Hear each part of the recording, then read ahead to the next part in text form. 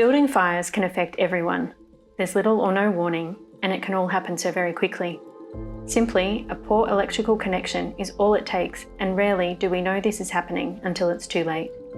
These days, many types of electrical fires are successfully prevented by equipment installed to protect it from taking place. These safeguards are found in our electrical distribution boards. However, there is one very subtle cause which has to date enjoyed no means of prevention, and it is called the high resistance connection or joint. Well, that is until now. What you are about to see is a simple and quite amazing demonstration of how this unique and new to the world Australian innovation works. It simply uses a tiny but very clever component which is placed within these devices at the factory of manufacture, which works with another protective switch, which is probably already installed in most distribution boxes, the RCBO, sometimes called a safety switch. Most electrical fire risks stem from poor or loose connections in plugs and sockets on the power circuits, also from the switches within the distribution boards feeding them. As lighting is invariably quite low powered, the risk of fire from these circuits is low. However, because there are always far more plugs and sockets than anything else in a building, as well as many connections in the distribution boards feeding them, this is where there is greater and well-proven danger. In the videos, we'll demonstrate very simply, firstly the component working itself when it is not installed in the sockets or switches. We'll then show what can happen if there is no thermal activator fitted inside the socket or switch. And finally, we'll reveal how much safer these accessories are when the PIP component is embedded. Here we quite intentionally demonstrate the internationally unique value of PIP, or pre-ignition protection technology. We're specifically demonstrating using an Australian and New Zealand power socket outlet. The fact that sockets often overheat is commonly recognised, and for this demonstration we have used a supposedly thermal protected socket outlet, as you can see on the right hand side. Using a standard socket in this case will not have made any difference to this demonstration. You'll note the ordinary double socket on the left has been loaded with 2 plugs. The left-hand plug feeds a 2 kilowatt or 8 amp hot air blower, and the other to a 2 kilowatt fan heater. The test rig has power supplied through the RCBO, or safety switch, as it's commonly known. The special thermal socket on the right-hand side, although not being used, has a high resistance connection fault inside. As the wiring from the right socket goes on to feed the left socket, the large load will have an effect on the connections, as you'll see.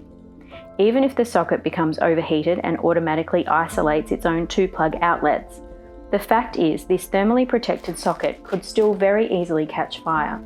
The bad connection in the rear of the socket will continue to fester, eventually causing a fire. The demonstration is now showing the effect of the load that the socket on the left is placing on the right-hand socket, despite the fact it is not even being used.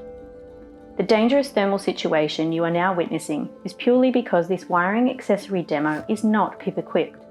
Had it been properly protected by PIP technology, the RCBO or safety switch would have isolated the circuit, thereby making the installation safe. Please see the small green indicator light is now being switched off.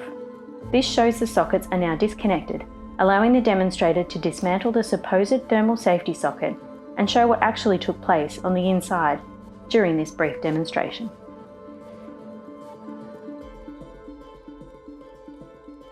Here can be seen what happens to the trip if this component or its surroundings become hotter than 85 degrees Celsius. 85 degrees Celsius is not hot enough for anything to catch fire, but it's far too hot to be working properly, and it's on its way to becoming far worse. Therefore, it simply cuts the power to that circuit, removing all risk. Furthermore, it will not permit the trip to be switched back on until the dangerous socket has been replaced and the wiring repaired by an electrician. This is a very simple and self-explanatory video demonstration of which we've used a heat gun to provide the high temperature.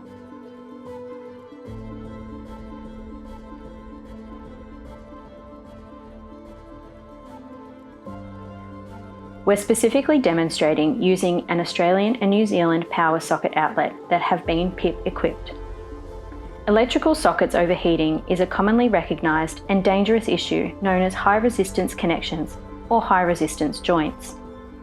In this demonstration, a bad connection is present in the right-hand socket even though it otherwise has nothing plugged into it. The left-hand socket has been loaded with a 2 kW or 8 amp air blower on one plug and a 2 kW fan heater on the other. There is no faulty high resistance connection inside the left-hand socket anywhere. However, it is being fed via the unused right-hand socket where there is a fault inside. Please note, now the ruler is pointing to the left-hand socket and the load of 4 kW or 16 amps is being switched on. You'll see there is no burning, and when the fault reaches 85 degrees Celsius, the RCBO simply isolates and makes safe the entire installation. Also, please note that once the RCBO actuates, the supply cannot be reinstated until the faulty socket is replaced, avoiding a reintroduction of the thermal dangers. To protect your home or business from these very common high-resistance connections and to reduce the chance of electrical fire, you can simply replace your existing power points with a PIP-equipped power point and ensure you have a working RCD or RCBO, both known as a safety switch. Are your electrical accessories PIP equipped? Modern electrical regulations worldwide favour and mandate the use of safety switches, such as RCBOs these days. With these already widely being present in most up-to-date distribution boards, and with the same device along with this single small component and nothing else required to so obviously reduce massively the fire risks associated with bad connections, why wouldn't anyone wish to obtain and have fitted these types of protected electrical accessories? With the take-up of accessories embedded with PIP or pre-ignition prevention technology raising the level of the RCBO's virtue from preventing electric shocks to also preventing a very common cause of fire, why not remove an entire level of unnecessary risk so simply?